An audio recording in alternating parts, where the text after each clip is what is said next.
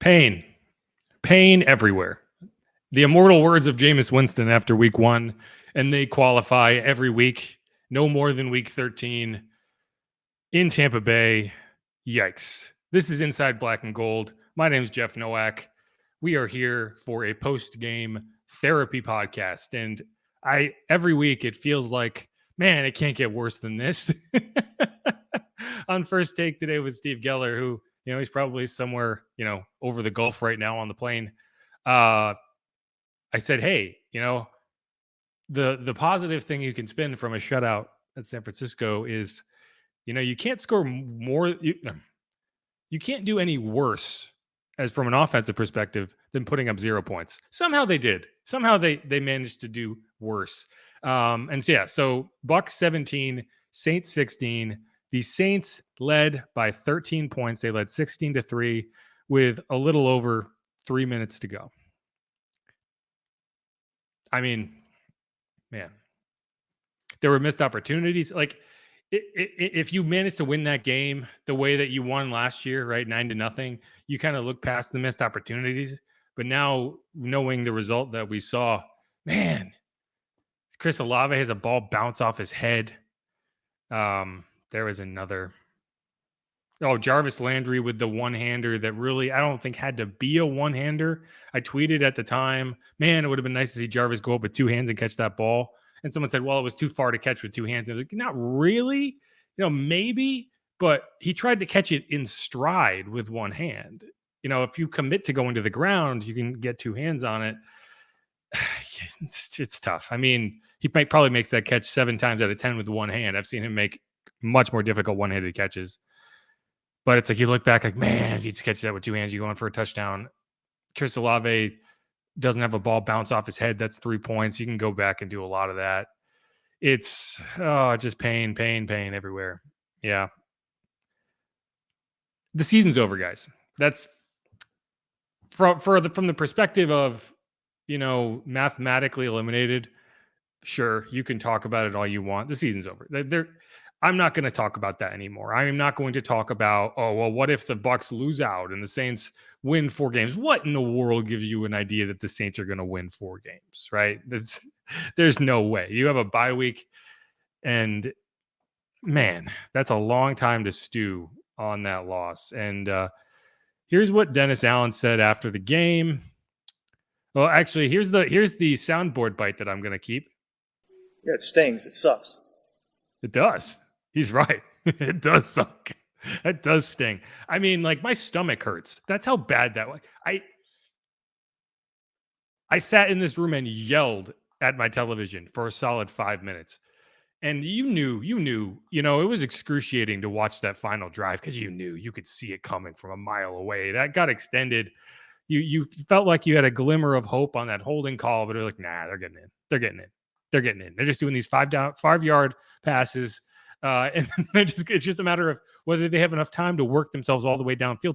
They won that game with a timeout in their back pocket.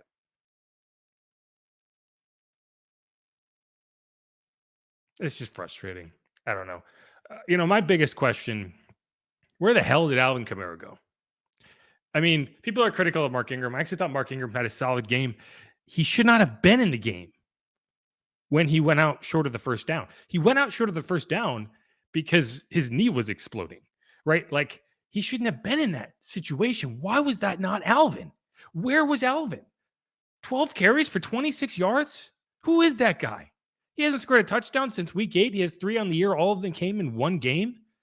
This is your star? This is your king? Like, no, something's up with him. There's no way. There is no way. I don't know if his court situation is affecting him mentally. He hasn't talked to the media in months or in weeks, so I couldn't possibly know what's going on inside of his head because we can't mine it. We can't talk to him. A team captain. And there's something going on. That's not Alvin Kamara. Alvin Kamara is not averaging 2.2 yards a carry. He ended up with more receiving yards. No, he didn't. I thought he might have stolen some receiving yards there at the end when he inexplicably didn't pitch the ball. on the play where you're trying to pitch the ball and try to make something crazy happen. He decided to get tackled with it. I don't know why. 2 catches for 11 yards. He touched the ball 14 times in this game for 37 total yards.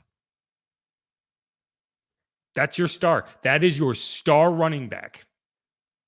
That is the guy you would not trade at the trade deadline.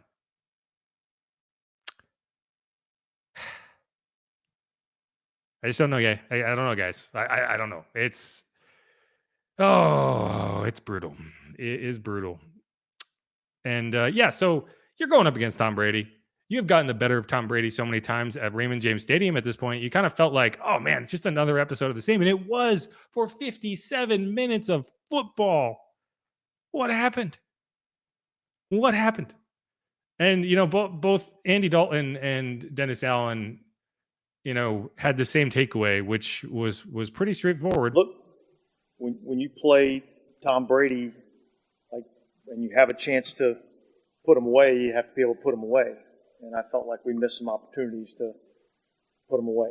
Yeah, that's exactly what should have happened, right? Like, there's no reason you should have been on 16 points. The reason you lost this game was because you were on 16 points, and there was a point 4th and 2 down in the red zone late in the game where, I had a few people tweet at me like, well, why are they kicking it on 4th and 2? Why aren't they going for the kill shot? And at the time, I actually agreed with it because I didn't want to give Tom Brady any feeling of momentum. I wanted to continue to force him to suffer. But in reality, yeah, you should have gone for it because, as you saw, being up 13 points was not a good thing.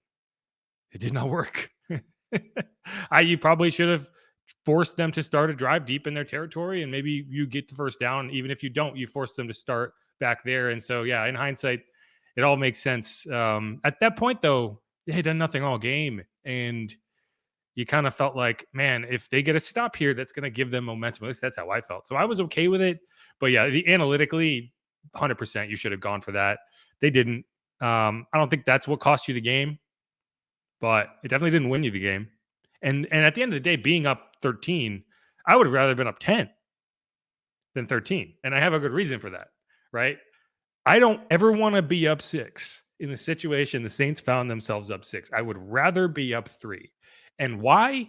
Because in the situation you were in, the Bucs probably kick a field goal and go to overtime, right? If you're up 10 instead of 13. When you're up 6 in that scenario, they have to score a touchdown. So you don't have a chance. I mean, you have a chance to stop them, but they're going on 4 downs the whole way. And so I think that actually makes it more difficult for you to win, being up 13 than being up 10 in that scenario. So there's really no reason you should have kicked it. And yeah, in hindsight, that's a mistake. And, there's been a whole lot of mistakes this season. There have been plenty of mistakes this season. And while I still don't think Dennis Allen's getting fired mid-season, man, this is the type of loss that really, really, really, really makes you feel about putting all your cards down on the table and saying, you know what? Let's call it, because that's gross. And so here's what Andy Dalton had to say after the game. And I think what he's saying here is actually really important. And it's something that, while this season, the last 4 weeks, like I said, I am not going to give you the pitch of their mathematical chances to survive and get out of the division with a 7-10 record or whatever. But there is something that will be worth watching. And Andy teases it here. We just got to stick together, and there's 4 games left, and this one hurts. It does. We've got to make the most of it. I think the bye comes at a time where there's going to be a lot of reflection on us and what we can do better personally as each unit and as a team. And so, that's just kind of where we're at. Yeah, and so to me, what he's saying there is very important, and it's all going to come down to, the only way you're firing your head coach, it's not wins and losses in year 1 at least, is this team fractures, this locker room falls apart, and there's players stop playing hard, people stop showing up, you have performances like this loss wasn't because guys didn't play hard, right? Like that's not where you can put this on, It was a lack of execution on offense. It was poor decision making in certain instances. It was not putting your foot on Tom Brady's throat when you had a chance. And he did what he does as well as anybody, which is ruin your day. But over these last 4 games, if you're Mickey Loomis, if you're the front office, you can basically put to bed any hope you had of, man, we could find a way to back into this division. It's over, guys. So not talking about that anymore. But you saw Alvin Kamara put out a performance today that, anyone can do that. Anyone can walk out there and put up 29 yards on 12 carries or whatever the heck it was. I think it was less than that. I've already said it at least 3 times, but I want to make sure I get it right. 26 yards on 12 carries. Kirk Merritt could put up 26 yards on 12 carries. Andy Dalton could sneak the ball 26 times. I'm sorry, could sneak the ball 12 times and put up 26 yards on 12 carries. That is atrocious. That is not a star player in the NFL. So you're looking at that. You're looking at guys like DeMario. Are they still leading at a level that you've grown to expect? You're looking at Cam, who I thought Cam had a great game. I think the defensive line just got gassed late in that game, and you could see it on that last drive. They just didn't get home. You look at guys on offense, right? There's so many elements where you're like, is this team staying together? Because if they are, you can get through the end of the season. It sucks. It's awful. It stings. It's gross. I don't want to watch any more of the games. I'm going to because it's my job. It's just not fun. It is not fun. I hate this season about as much as I can hate a football season. And I have watched a whole lot of Giants games. So I think that should put into perspective just how much this sucks.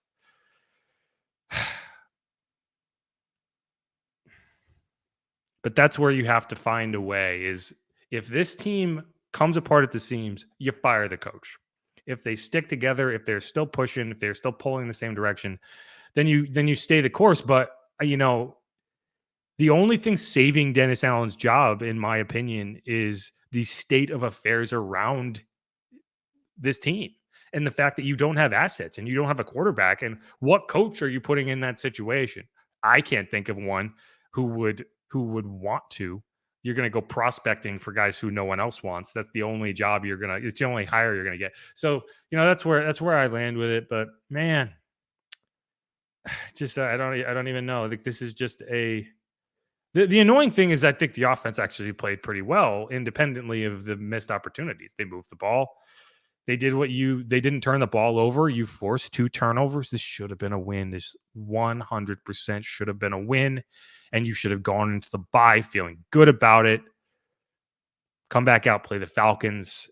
And instead you have this pit in your stomach. Like, what in the hell is wrong with this group? And you have to go back to the top, right? And so, yeah, it's brutal. The other question that I've had seen asked, and I'm sure is going to keep getting asked, will Dennis Allen finally go back to Jameis Winston? And I have said for several weeks now that I don't believe that Dennis Allen believes in Jameis Winston. I don't think Jameis Winston's going to be on this roster next year, one way or the other. And here's what DA said after this game. Yeah, I don't think we go there right now. We just lost a tough-ass game. And so, I thought Andy actually played pretty well in this game. So, yeah, he's not wrong. I thought Andy Dalton actually did play reasonably well. I questioned the decision making on some of these plays. I questioned Mark Ingram going out a yard short of the sticks, but I have an even bigger question on why he was in the game at all after coming off the field clutching his knee, an injury that you've seen him miss games with. So clearly, it's not the first time he's had a knee issue, and you just threw him back in there in a key moment, and he played like he had a busted knee. You look at the stats in this game. Leonard Fournette, 10 carries, 49 yards. Rachaad White, 9 carries, 28 yards. Tom Brady, 36 of 54. Threw the ball 54 times, 281 yards, 2 touchdowns and interception. Chris Godwin, 8 catches, 63 yards. Mike Evans, 4 catches, 59 yards. Rachaad White, 6 catches, 41. Cade Otton, 6 catches, 28 yards. They were just peppering short passes, right? They were doing everything that you wanted to force them to do. The Saints, on the other hand, Rashid Shaheed was the team leader in yardage 8 catches, 4 catches, 75 yards. Olave, 4 catches, 65. Taysom Hill, 2 catches, 35 yards and a touchdown. Adam Troutman, I thought, had a good game, 2 catches, 28 yards. Mark Ingram, 5 catches, 22 yards. Jarvis Landry, 2 catches and 14. Alvin Kamara, 2 catches and 11 yards. And, this game went exactly how you wanted it to go. It went exactly how you wanted it to go. Andy Dalton, 20 of 28, 229 yards and a touchdown, 107.6 quarterback rating. You lost anyway. You found a way to lose. And, my kind of biggest takeaway is the state of this team. This was a team that for the better part of 2 decades was on the other side of this result, right? They're the team that did this to people. They're the team that left their opponents reeling, saying, what in the hell just happened? Washington a few years back was a very similar game to this one, where it was Drew Brees who you didn't want to give the ball back with 2 minutes to go at the 50-yard line because you knew what was going to happen. Now this is the Saints are the team that loses those games. The Saints are the team that dominates for 57 minutes and finds a way to lose. And that is a reflection on everything. That is a reflection of the coaching. It is a reflection of the decision-making. It is the reflection of the team leadership. It is a reflection of the roster build. And this team is broken.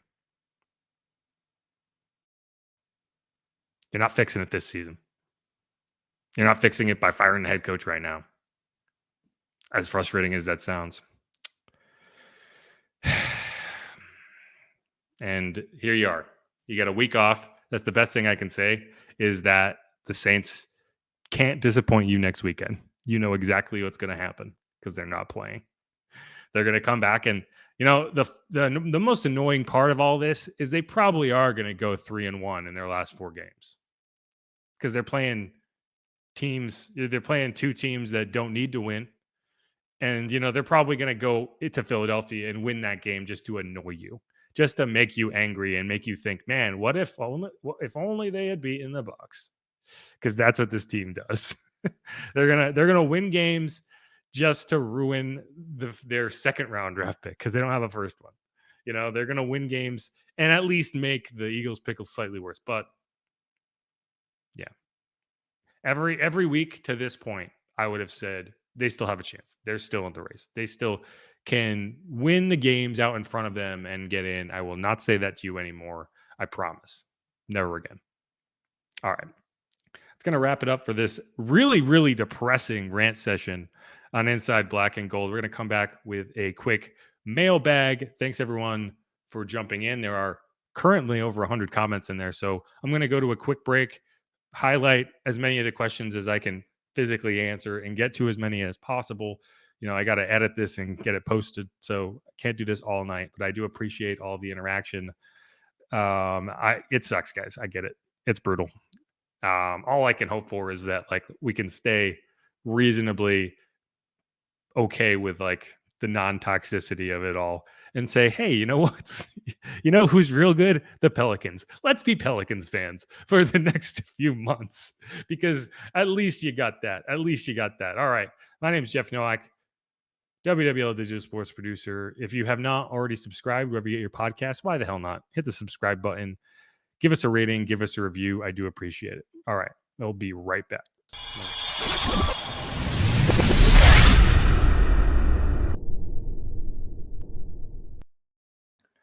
Okay, back here on Inside Black and Gold. My name is Jeff Nowak, WWL Digital Sports Producer. And yeah, that game sucked. Bucs 17, Saints 16. We are going to get into the live mailbag edition of this late night Saints pod. And we're going to start with David Weil. Always here. Always appreciate it. Well, at least we can't blame the lack of turnovers this week. And yes, all season we're talking, hey, if the Saints only could get out of the cellar in the turnover department. Well, they won the turnover battle 2-0 this week. Found a way to lose. And it's hard to put it on the defense because they were outstanding for 57 minutes, right? That's the frustrating thing is, the defense did everything you wanted it to for 57 goddamn minutes. And then it was like Tom Brady. He was like, yeah, you know what? Just kidding. How does that happen? That's so frustrating. He didn't do anything like spectacular, right? Like that entire last drive, he didn't throw the ball more than 8 yards down the field. Julio Jones made an incredible catch. Chris Godwin made a couple incredible catches. They got a bad penalty and they overcame it. Like, oh my gosh, brutal. But yeah, the defense got their turnovers finally, and was not enough. Chevy V, poor coaching and no accountability is failing this team. Yeah. David Weil again. Yeah, they played at the end of the way. They played at the end of the game the way DA sounds in his presser after the game. It was very uninspired. I will give you that much. Juan Morgan. I've seen a few people say this. Saints are historically the team that loses these types of games. This ain't new. And sure, we want to go back to the 90s, maybe the early 2000s and say, sure, yeah, they're the team that loses this game. But, the team that we can all remember vividly, the team that has been on the field for the last 15 years prior to 2021, they were the team that didn't lose this game. They were the team that won this game. And so that's what I'm talking about. But yeah, sure. If you want to go back to the paper bag days, yes, they lost this game all the time. And that's how it feels. You feel like you're right back in that situation.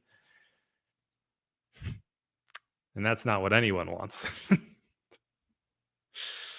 Jerry, eliminated from playoff contention. I'm not going to argue with you. There's math. I'm not going to talk about it. That's my new rule. Gregor Mathis is a long one. I have to come up here. Slant pass call on 3rd and 1 to Callaway with 5 minutes left. That was incomplete. When you had a chance to close the game, run the ball. Once again, bad play calling on Pete Carmichael. Dennis Allen's defense played perfect for literally 56 of 60 minutes. Pull the pin, throw the grenade, and start over. Yeah. I don't know.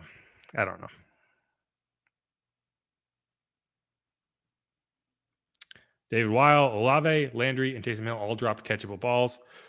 So Olave and Chris Olave and Jarvis Landry, yes, I agree. They dropped those. Taysom's, I think, goes down as a pass breakup because, he did caught the ball. They put a heck of a lick on him and he couldn't hold on. And just like last week, when you, hey, why are we throwing a fade to Taysom Hill in the end zone on 4th down? Why are you throwing a seam route to Taysom Hill? Why? I love Taysom Hill. I think he's an excellent football player. I think he's a great guy to have on the team. I thought he had a solid game. He caught a touchdown pass. He's not the guy I want to throw to there. He's not the guy. He only wears one glove. He doesn't have the hands. Throw to anybody else. You just need a first down.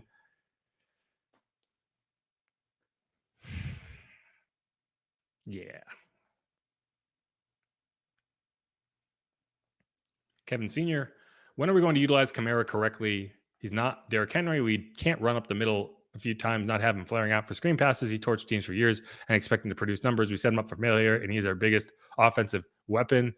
Parentheses was. No, yeah, I agree.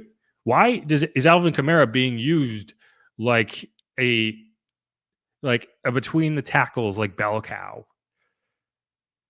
It's nonsensical. It doesn't make sense. Like it is weird because typically your pass catching back would be your 3rd down back, but with Alvin Kamara, he's your 1st down back. So it's either he's a 3 down back or he's not used in his best skill set, which is screens and little flare outs. And so, yeah, it doesn't make sense. I agree. It makes no sense at all. And I've been critical of that all year. And I'm critical of that today. David Weil again, Ingram over Kamara tonight. Was Alvin hurt? Yeah, I don't know. I don't know if Alvin's hurt. I don't know if he's just physically or mentally not in it. But yeah, something's up with him. Not normal.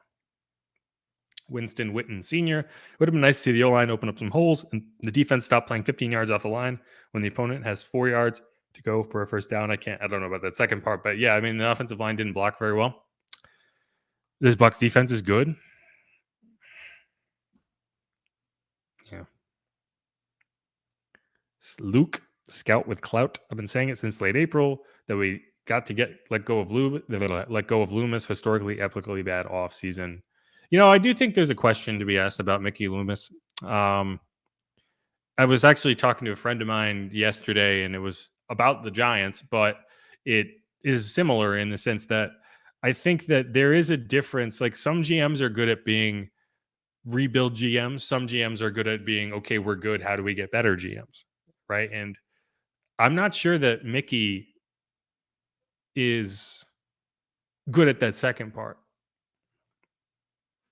I just don't know. Like, I think that he has a really good idea of how to improve a good team. I'm not sure that he understands how to kind of rebuild the foundation of a team and build it up from the ground. Because you haven't seen it, right? Like, I don't think he's going to get fired. But no, I think there are questions to be asked, and maybe you bring in front office staff, right? You look at what the Pelicans have done in the last few years, where they just keep adding faces and minds from outside the organization that can help in that regard. And I think that the Saints need to consider doing that, because some of the decision making, like, you need more checks. You need more checks on whether how flippantly you're going to send a first round pick out the door. Even if it means getting one back this season, because man, it's not like when it happened, everyone wasn't like, wait. It's not like everyone was like, well, yeah, this is for sure going to be a playoff team. I thought they would be competitive in the NFC South, and I think that was a big part of it, and they were, right down to this very game, down to the last 3 seconds of this game. I think they had a chance to win the NFC South, and so in that respect, sure, maybe that did make some sense, but I wonder how many voices in that room were like, should we do this? Because if there weren't any, then that's a problem. Because you need some people who can be like, guys, let's be realistic here. And I don't know if they exist in this front office. Yeah, it's Jeffrey Gilgreave, co-worker. So you probably weren't around, but these are the Saints I remember. Classic vintage Saints. Yeah, you're right. I wasn't around, but I believe you. Can't believe you give the Eagles those picks and GJ. CJ's actually out with a bruised spleen or whatever. Same injury as Marshawn. Interesting. Let's see. Chris P., I don't think we are going to win any more games. I disagree. I think you're going to beat the Falcons and you're going to beat the Panthers, because both of those teams actually benefit from losing,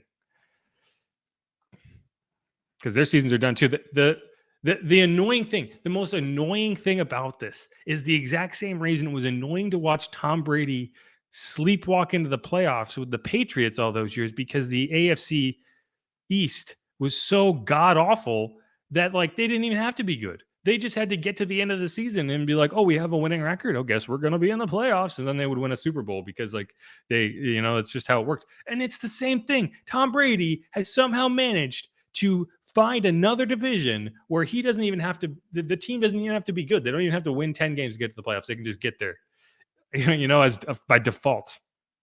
And meanwhile, the AFC East has all winning teams in it. They're going to have a team with a 500 record that misses the playoffs. In the NFC South, all you have to have is a 500 record, and you're going to win the division by 2 games.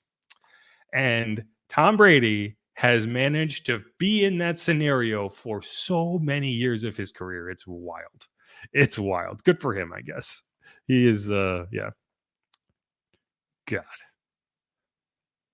Winston Witten, I don't see any imagination on the offensive side of the ball. Yeah, I've said this for a while. I think the first step you make this offseason is the step you should have made last offseason, and you find yourself an offensive coordinator who wants to innovate and go to the college ranks, right? I think that there's a lot of college coaches who would be willing to come up. Heck, go hire Joe Brady. Find somebody.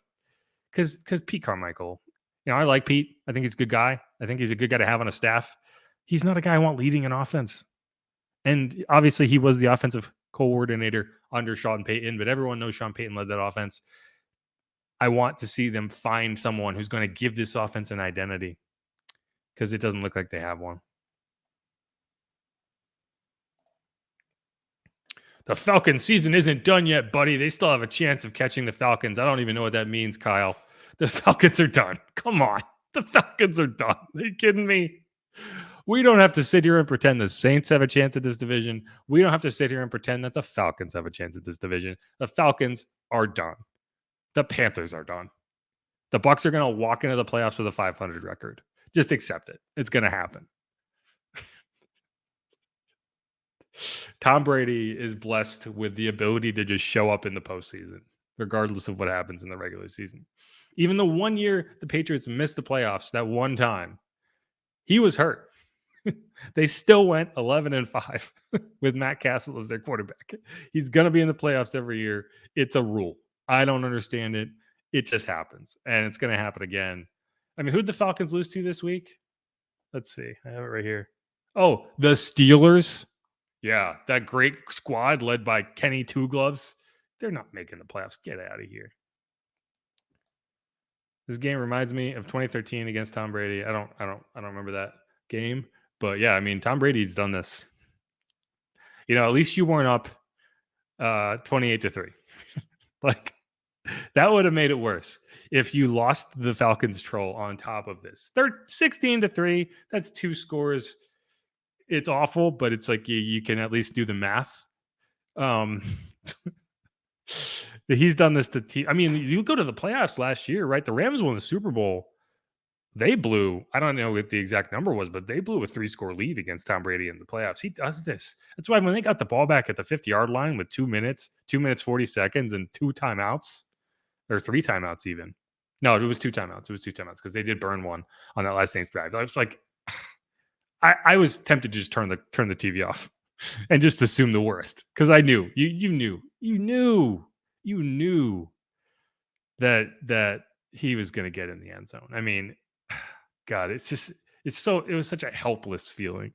And you knew that players on the field felt that way too. Did anyone on that defense look like they were like, yeah, we're going to stop him here? No, Tom Brady had it. He had it the whole way. Lloyd Riley, Dennis Allen needs to go get his CDL or something. That's good. I appreciate that. I don't have anything to say about it, but it is funny. Thomas, everyone good with letting DA go after the season? Again, here's my thing. What happens when you fire Dennis Allen and you hire another head coach and they go 3-14? Do you fire them too? Honest question, because that's the scenario you set yourself up in. Because I don't think this team is ready to win next year either. Like, we can pretend it's all Dennis Allen. There are structural issues within this team that you have to fix before you can build back up, right? Like, we can pretend all we want that Alvin Kamara 12 for 26 is Dennis Allen's fault. There's issues here, right? Your star players are not playing like stars, and that's a problem. So, like, I don't know if we can pretend that a new coach would solve all of these issues. I think it goes deeper than that. And so, sure, you can hire a new head coach, but then, yeah, you're going to see struggles. A lot of times, new head coaches struggle. So, I don't think the Saints want to set that precedent. What is that enough to keep him around? I don't know, but I do think that you have to consider kind of the larger picture of this might be a total teardown. I don't think this team is going to go that route. It's just not in their nature. But I do think that there's a possibility that you're not competitive next year naturally, independent of whoever you bring in. And so you don't want to bring in a coach and say, okay, yeah, you're going to struggle this year, but it's okay. It's okay. Don't worry about it. That's not what you want. So yeah, that's the hard part.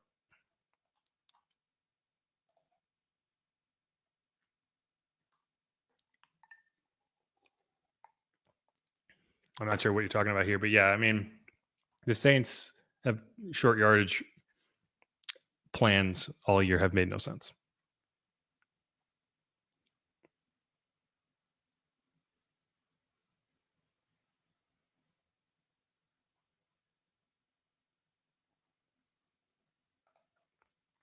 Dre Day, Bucs dropped passes and overcame it. We could not. We have to play perfect games. We cannot overcome anything. Yes, that is very true. You have to play perfect if you were the Saints. And that you're not going to win a lot of games if you have to play that way. And you saw that.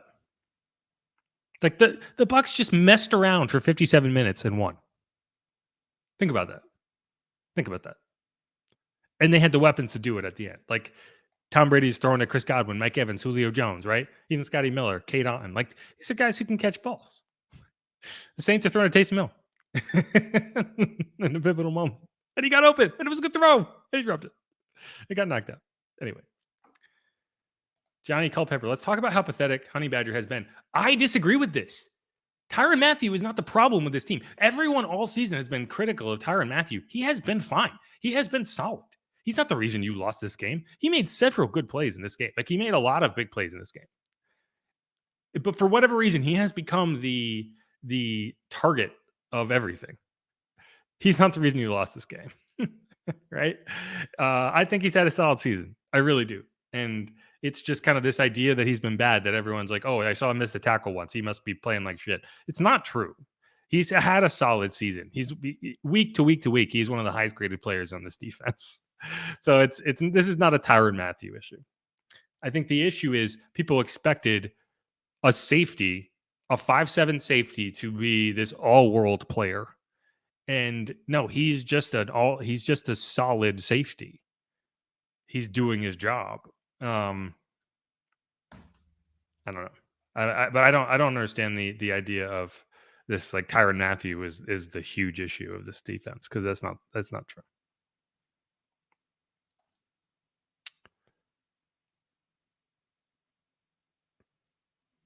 Shane Terrio thinks Alvin is upset about takeoff. Yeah, I mean, I don't know. I'm not gonna delve into that. Maybe. But hey, if he wanted to talk about it, we would listen. We have not talked to Alvin in weeks. He has not talked to the media in weeks. And he said through the Saints flack that it is on advice of his attorneys. So it's not because he's upset about takeoff that he's not talking to us. So I can't give him the benefit of the doubt that maybe something is affecting him independent of the game of football, because he has not talked to us to tell us that. So.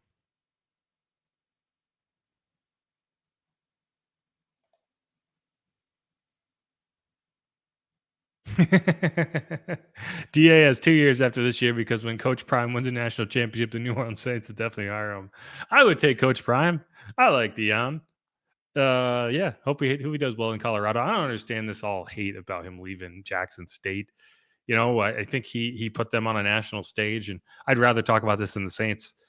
I mean, why is there an issue with him advancing his career? Get the fuck out of here. I don't agree with all the hate, but yeah. If he brings Colorado back to prominence, let's bring him in. Let's get Coach Prime. I'll take it.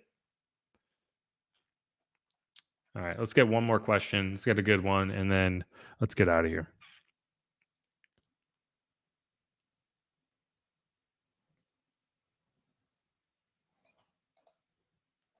Yeah. Show me your data. Show me your data. Get the heck out of here. I'll just provide data. What are you talking about? Yeah, please show me your data. I'll provide data. Oh no, that was a good laugh. Thanks, Johnny.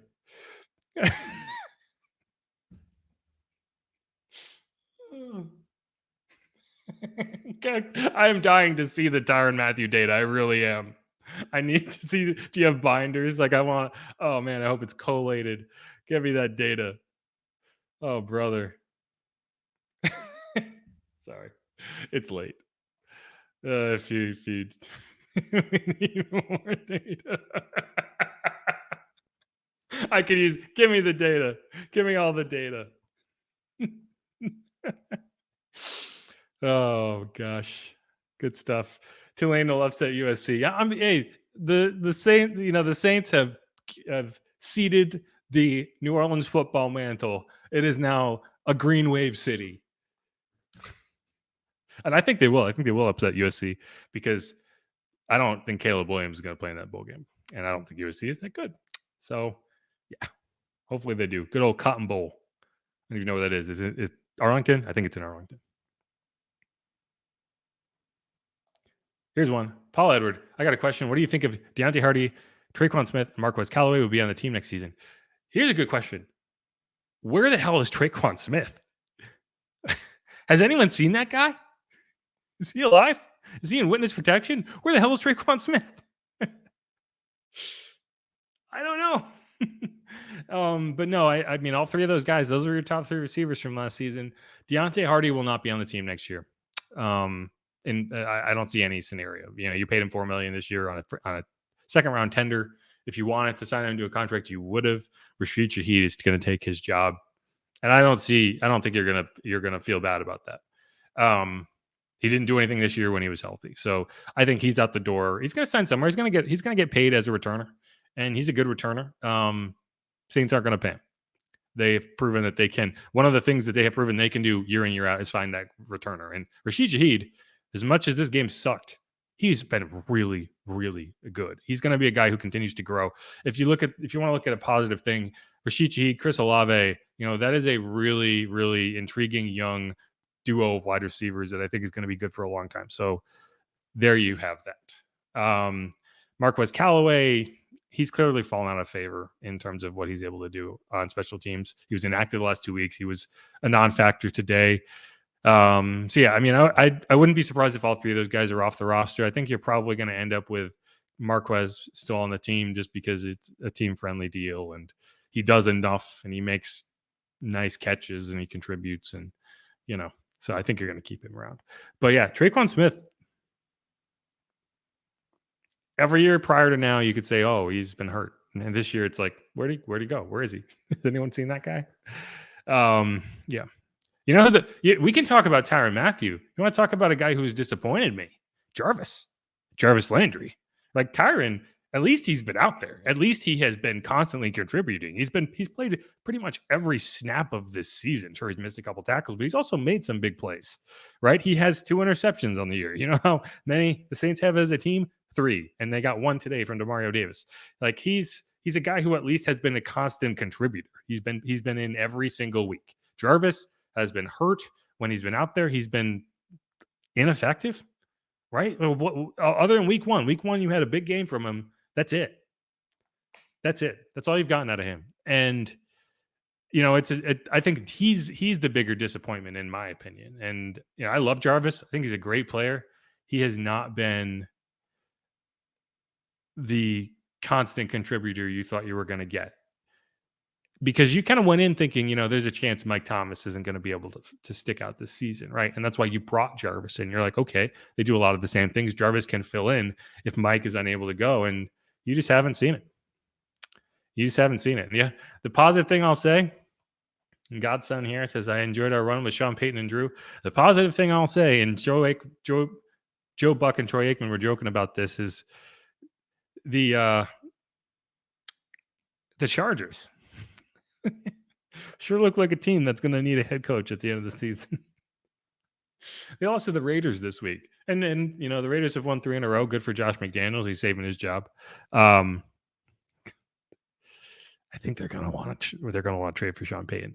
So there's a chance that you're going to be able to get that first round pick back. And maybe you are able to get a quarterback. And maybe if you do get those assets back and suddenly maybe you can attract some head coaches, and maybe that does change your point of view on whether you want to stick it out with Dennis Allen. So, if you are of the ilk of get rid of Dennis Allen at all costs, I think that the Chargers going off a cliff is directly related to that. So keep that in mind. Just root against the Chargers is all I'm going to say. Anyway, all right, that's going to wrap it up. It's late here on Inside Black and Gold. Thanks everyone who listened. Really do appreciate it.